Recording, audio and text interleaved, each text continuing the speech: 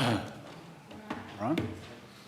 Okay, I'd like to welcome everyone to the May 18th, 2020 meeting of the Delaware County Board of Commissioners. Would you please join me in the pledge? Pledge allegiance to the flag of the United States of America and to the republic for which it stands, one nation, under God, indivisible, with liberty and justice for all. All right, as you can see, we've resumed our Monday sessions, so this is the first one since we've had a few weeks where we didn't do Monday sessions. I'm Jeff Benton, President of the Board. To my right is our Vice President, Gary Merrill, and to his right is our Administrator, Mike Frommer. To my left is fellow Commissioner Barb Lewis, and Jen Walraven is going to be our clerk today, so we can begin. Resolution number 20-421 in the matter of approving the electronic record of proceedings from regular meeting held May 14th, 2020.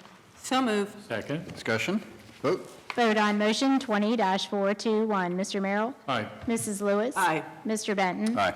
Resolution number 20-422 in the matter of approving purchase orders. So moved. Second. Discussion? Vote. Vote on motion 20-422. Mrs. Lewis? Aye. Mr. Merrill? Aye. Mr. Benton? Aye. Resolution number 20-423 in the matter of recognizing the third week of May as Emergency Medical Services Week. So moved. Second. And discussion? Morning, Commissioners. Jeff Fischel, Director of EMS for Delaware County.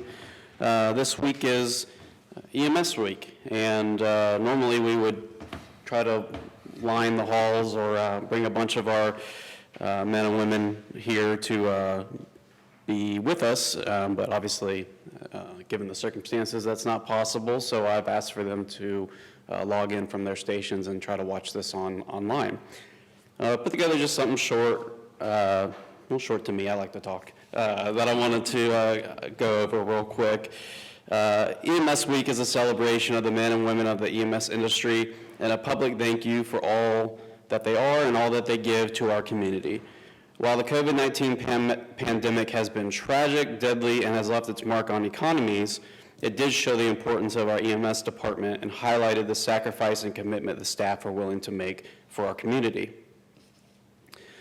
If we look back over the past 365 days, there's so much to celebrate for DCEMS and so many accomplishments achieved by the great men and women of Delaware County EMS. In 1 year, DCEMS was awarded the CAS accreditation, was awarded the Mission Lifeline Gold Award, created a training in CQI, or Continuous Quality Improvement Department, increased our monthly training by 300%, consistently scored above 95% in customer satisfaction, and won the State of Ohio's EMS Service of the Year Award.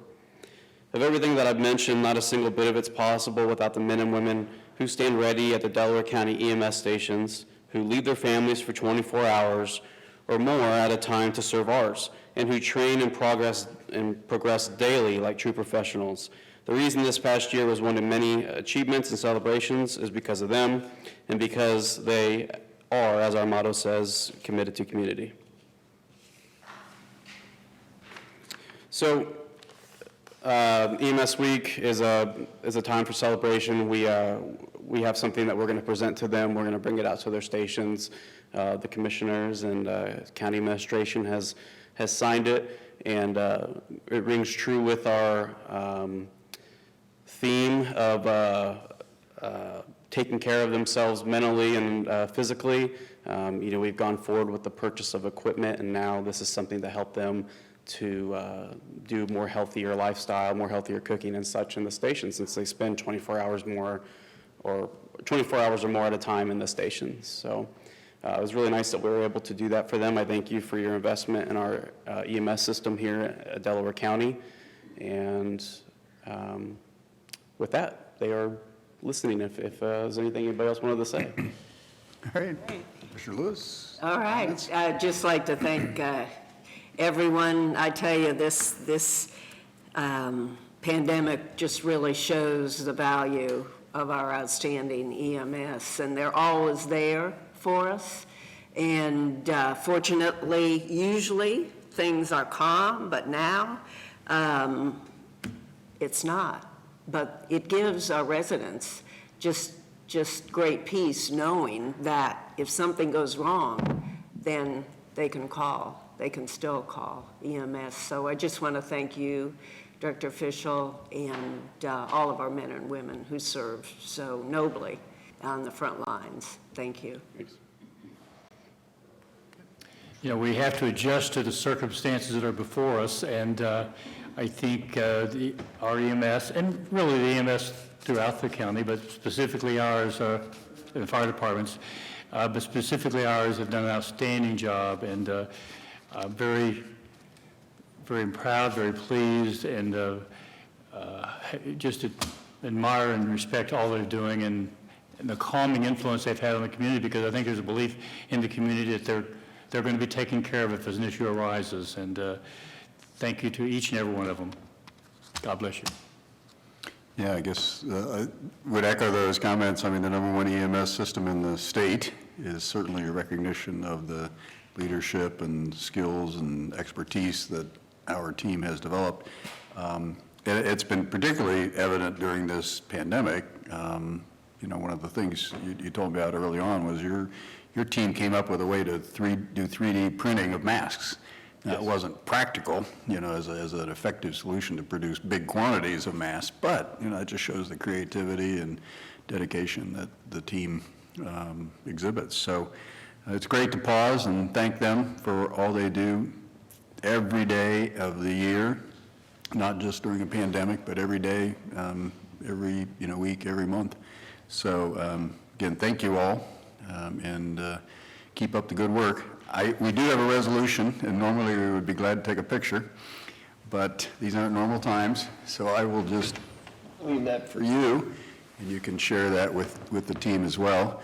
Are they aware of what the little thing we're giving to each station is?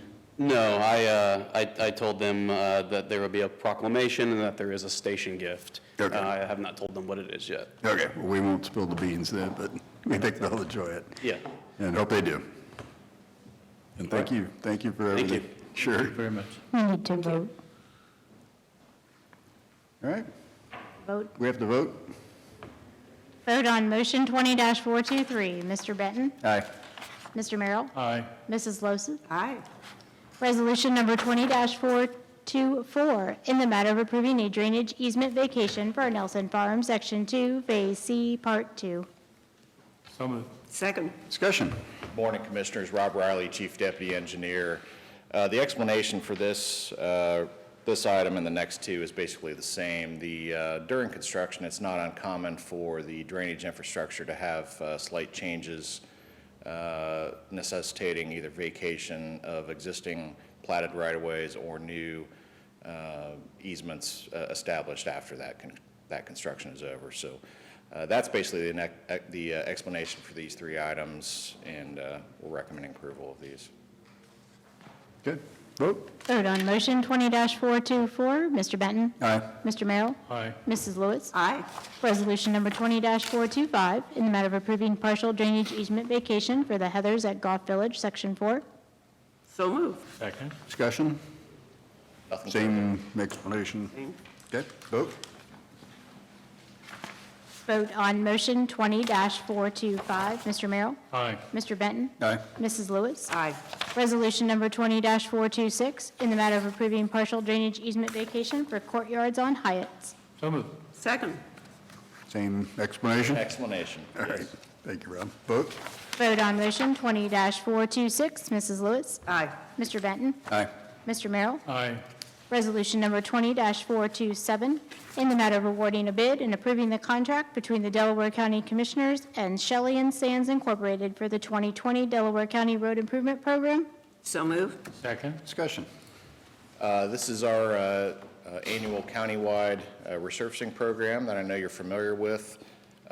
We received 2 bids this year, as we have in the past. The low bid this year was from Shelley and Sands Company. We have not seen a low bid from Shelley and Sands for quite a few years, so this is the first time, frankly, I can remember in the last 10 or 15 years. So The estimate did come in at 9% under the engineer's estimate, so we were very pleased to see that. I'm sure some of that reflects the reduction in oil prices. We're recommending approval to award to Shelley and Sands. The construction for this project will span from later this month all the way through September. Includes resurfacing as well as preventive maintenance treatments on both county roads, which is what your board would approve. The contract also, the project also includes township roads totaling about another $4.5 million that each township board of trustees will award individually. So all in all, it's a huge project. We get, as a result, we get really good prices as you can see, being that far under the estimate. So we're pleased to move forward with this. Okay. Anything unique or special about the program this year? New project, different projects, that sort of thing? Is it more just business as usual, I guess? Pretty much business as usual. The types of work we're doing is similar to previous years. It's mostly asphalt paving this year. Sometimes that fluctuates from year to year. Some years we do more preventive maintenance treatments. Some years we do more actual asphalt paving. This happens to be one of those years where we're doing more asphalt. So, really nothing unusual about this year. Okay. All right. Vote. Vote on motion 20-427, Mr. Benton. Aye. Mr. Merrill. Aye. Mrs. Lewis. Aye. Resolution number 20-428, in the matter of approving a right-of-way work appraisal service agreement with Brian W. Barnes and Company Incorporated. So moved. Second. Discussion. This contract will involve appraisals on the section of Home Road from Perry Road to US 23. You'll recall that you approved a acquisition services agreement, I believe, a couple of weeks ago. This would provide for the appraisals for that section. We've worked with Brian Barnes a number of times before. He does excellent work, and so we're recommending approval proceeding with this contract. What's the timeline on this one then, Rob? The appraisals will be done in the next 3 months. All of the offers will be out by the end of this year, and then we'll attempt to purchase these no later than spring of next year. I would anticipate the utility relocation will take most of next year, and so I don't anticipate doing much in the way of road work until probably fall of 21 at the earliest, certainly going into 2022. Okay. All right. Vote. Vote on motion 20-428, Mr. Merrill. Aye. Mrs. Lewis. Aye. Mr. Benton. Aye. Resolution number 20-429, in the matter of approving right-of-way work permit summary sheet. So move. Second. Discussion. Nothing unusual here, standard work permits. Okay. Vote. Vote on motion 20-429, Mrs. Lewis. Aye. Mr. Merrill. Aye. Mr. Benton. Aye. Resolution number 20-430, in the matter of approving a plat of subdivision for North Lake Preserve, Section 2. So moved. Second. Discussion. This is a residential single-family subdivision being developed by MI Homes. It includes 31 lots. North Lake is north of US 36 off Four Winds Drive. This is our standard owner's agreement for the street and stormwater infrastructure, so recommending approval. Okay. Vote. Vote on motion 20-431, Mr. Merrill. Aye. Mr. Benton. Aye. Mrs. Lewis. Aye. Resolution number 20-43, oops, that should have been 431. In the matter of approving owner's agreement for North Lake Preserve, Section 3. So moved. Second. Discussion. I flip-flopped the explanation, but this item is the owner's agreement. The previous one was the plat of subdivision for Section 2. Again, this is North Lake Preserve being developed by MI Homes. Okay. Vote. Vote on motion 20-431, Mr. Merrill. Aye. Mrs. Lewis. Aye. Mr. Benton. Aye. Thank you. Thank Hey, you. Rob, while you're here, can you just kind of update us on what you're seeing from COVID-19 and the impact on the engineer's office, Sure. construction, funding, et cetera? Happy to. So we've had, I guess I'll start with where things stand right now. We are largely back to normal operations in terms of road maintenance. All of our crews are operating, doing everything from mowing to pavement repairs, berms, tree clearing where needed.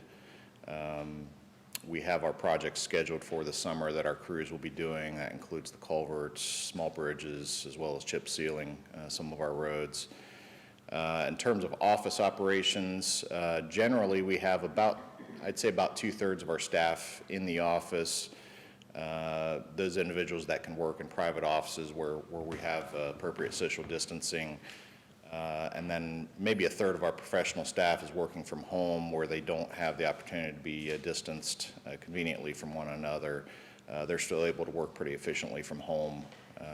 So we're going to continue that, at least for the time being, I'll say for the foreseeable future until we see a move back towards normal operations there. So in terms of projects, really, we don't have any major changes anticipated for this year's construction. I know I spoke a couple of weeks ago about some of the contractors having to adjust their operations, particularly those types of work that involve workers that are close together, bridge construction being one of those. Was delayed for a number of weeks in April, but by and large, that's back to normal operations as far as we can tell. So all in all, things are pretty much back to normal, I would say, in terms of what the public will see. We have very fortunately been able to accelerate some of our project schedules, doing the road closures earlier than we'd anticipated. We'd normally shoot for June 1st to try to target the first week after schools are out. We've been able to get a jump on that this year, so that's a good thing. In terms of funding, we have had a number of conversations with some entities, including ODOT, as well as the County Engineers Association. We've heard projections for at least the motor vehicle fuel tax reductions of about 30% are forecast this year. We've really seen some interesting statistics on the last 10 weeks worth of vehicle miles traveled. ODOT has a number of traffic monitoring stations that they monitor full time, and they shared some of that data, and we need to pass that along to you because it's pretty interesting. We saw, particularly in District 12, which is upward near Cleveland, kind of at the peak of the slowdown in early April, they saw about a 70% reduction in traffic. 70? Really? 70%. They assume 70% reduction in revenue then. At that point, and that was a couple of week blip on the radar. That has transitioned down. On average, I would say we're seeing a 30 to 40% reduction in traffic right now in our area. Some areas are higher, some areas are lower than that, but of course the vehicle miles traveled is a direct correlation to the fuel tax revenue. The other side of the revenue picture for us is the license plate fees. For the most part, we don't anticipate too much of a drop in that because obviously people that own a vehicle are going to continue to keep those registered. Certainly there may be a reduction in new vehicle purchases, people adding vehicles to their family fleet, but I don't anticipate any significant notable revenue changes there. And then, of course, we have the sales tax revenue, which I know you're familiar with. So that kind of sums up where we're at the engineer's office. Thank you Yeah, very much. thank you for the For all update. your work. Thank you. All right. I think that's it for resolutions. Moving on to administrator reports. Yes.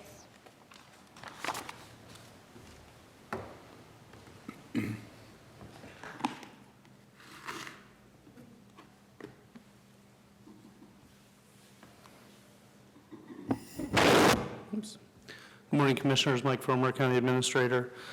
Just wanted to kind of give you guys an update that, again, this week, I think offices are starting to gradually increase staffing and open up. I think that, where some offices were fairly dormant, people are coming in a couple of days a week and starting to just basically adjust with the resident and needs of the community as things start to open back up. The One thing that is going to change, the clerk of courts will be opening up the title offices starting the 26th to kind of mirror when the BMVs are reopening. And so that'll be something where things, open fully back up. So everything, is interesting. On a personal note, I was out on Saturday and traffic was there was people out. I mean, and it was just interesting to see the amount of people out and about, and Home Depot and places like that. So I think that the sales tax, you could see the sales tax being regenerated when I was out and about. So, and then the detour on 23, if you guys traveled through that, I was actually stopped there for a while. So that could have been, with the less traffic, wasn't too bad, but that did have things backed up on 23 there, so. Where are they detouring off 23? No, it was just down to one lane, just down to one okay. lane at Home Road. Mount Carmel. Yeah. Oh, I see. Yeah, so, They're adding a turn lane for the Oh, Home Road okay, project. okay. So, yeah, but yeah, we tried to go into Delaware for dinner Saturday evening. Oh, First of all, it's only outdoor dining, and downtown Delaware was pretty busy. Some of the restaurants aren't open yet, so it wasn't, everybody was just hour waits, so it was gee. good to see at least some of it starting back up. yeah, on Friday, we got some takeout from Restoration, and they were assembling curtains between their tables. And the owner was saying that they're offering a fine dining service now with separate, separate own little place there, so. Great, Yeah. But they had said they were not going to open up because their outdoor seating was so small, but they were just kind of preparing for Oh, I think that's probably what a number of them decided was they only have 2 or 3 tables outdoors, so it's not worth doing it. But, this Friday, 21st? Thursday, I thought it was Thursday. Thursday? I think it's Thursday. Thursday, yeah, 21st is Thursday. That's when the indoor dining is allowed to reopen, so I'm glad to see that. Yeah, Saturday night, we did some outdoor dining in Powell and waited an hour and 20 minutes to get seated, so it was okay. It was a Yeah. nice day to be outside. right, Sure. yeah, It was fine. Beautiful. yeah, yeah. Okay. Commissioner Lewis? Let's see, got a meeting, Zoom meeting for Bridges Community Action on Wednesday night, and Wednesday morning, the affordable housing, the small group for that, the executive committee is meeting in the morning, and by Zoom. And that's it. Okay. Commissioner Merrill? I'd just like to reiterate Mr. Frommer's comments about restaurants, and some of the businesses could have opened, weren't open yet. I know Kohl's, for example, hadn't opened yet, which I found a little surprising, but restaurants open later this week, and the best thing we can do is support them. Yes. So I think that's kind of an endorsement of support by getting out all the retail businesses as they reopen, and certainly the restaurants. And the only other thing I have is I virtually attended the Powell Liberty special meetings Thursday night. I thought that would be interesting. Orange was at 6 and Liberty was at 7. I can tell you the support was enthusiastic among the trustees. One trustee was absent at the Orange, so it was a 2-0 vote there, and Liberty was a 3-0 vote, and without exception, the questions were good, just to reconfirm what they thought they understood, and The revolving loan fund. yes, the revolving loan fund, I'm sorry, I didn't indicate that, I apologize, and enthusiastic support all the way around. Oh, great, So, good. And they did officially vote. They I did, understand both of them. both vote 3-0 in Liberty, 2-0 in Orange, with one Great, not present, great, yeah. Boy, for the $250,000. gee. And the leadership there that they, both presidents, I know President Ryan Rivers, and then also President Eichhorn, Shira Eichhorn. They were both, they both kind of laid back, allowed the other trustees to make their own evaluation, and then they both spoke very, very supportive of the project and the revolving loan. And I believe I have coordinated a meeting for Sunbury with Bob today. I think it's 1 o'clock, but I think they're meeting with Sunbury today on this Oh, topic. wow. So hopefully they'll be able to participate as well. And so I've heard nothing but positives, and Gee. seems like the support is consensus is fantastic, and I think I'm excited about what can happen, and hopefully Yes. we'll hear from the state in the next couple of days. The buy-in is really great, as you're mentioning, from the various townships and cities. That's great. And I believe PAL has a special meeting coming up. I'm not sure when that date is, so so they're also will be making their own evaluation. While we're on that topic, I was going to mention that I talked to State Treasurer Robert Sprague on Thursday or Friday, whenever it was, and he was aware of it and very supportive and thinks it's a great tool, very creative, responsive, focused to the communities and so on. So he's very complimentary. So he's following it, and he'll see, if there's applicability outside of Delaware County. And Replicate this. I mentioned to Mr. Lamb Thursday or Friday, we should approach the utilities. I think there's an opportunity for them to be participating in this event as well, because as these businesses come back online, it's good for them, it's good for everybody. So hopefully there'll be an opportunity for them to participate, at least given the opportunity to participate. And with that, the only other thing I have is we have regional planning Wednesday, it'll be done virtually again, and for executive committee. Wednesday? Oh, Executive committee. And that's all I have. Okay, very good, thank you. Let's see, Friday, Bob Lamb participated in a CCAO call with Montrose Group and highlighted the revolving loan fund. And it was very well done. Bob does a great job in those presentations, and there were just two speakers. And I think, again, the reaction was very positive. We already mentioned the title office is reopening. Recorder Melissa Jordan, had a cookie giveaway Saturday, so I don't know how that went, but had to be successful. You give away cookies. I believe it's for Yeah, veterans. yeah. I believe it's for Yeah, veterans. it's for veterans, right, just veterans. So congratulations to her for recognizing veterans and doing something extra. And I think that's it. So we do have need for executive session. We do. Resolution number 20-432, in the matter of adjourning into executive session for consideration of purchase of property for public purposes. So moved. Second? Discussion, vote? Vote on motion 20-432. Mr. Benton? Aye. Mr. Merrill? Aye. Mrs. Lewis? Aye. All right, we are in executive session. I think we'll stay here and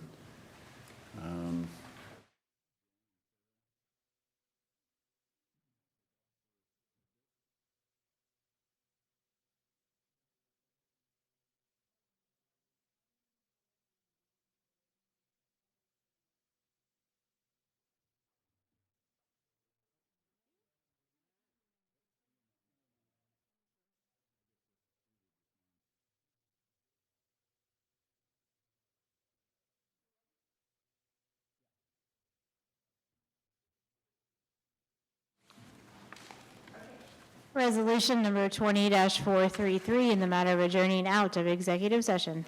So moved? Second. discussion, vote? Vote on motion 20-433. Mr. Merrill? Aye. Mr. Benton? Aye. Mrs. Lewis? Aye. All right, with that and no further